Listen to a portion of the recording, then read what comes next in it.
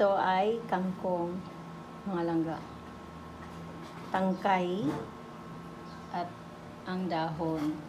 Pag ako'y nagluluto ng kangkong, inuuna ko muna ang tangkay bago ang dahon.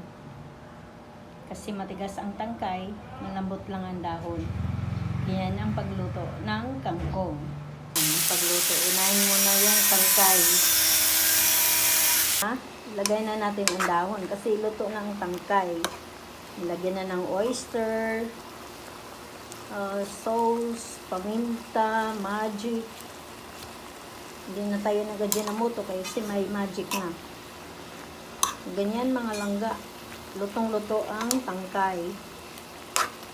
So, okay na. That's all ang aking tip paano magluto ng tangkay ng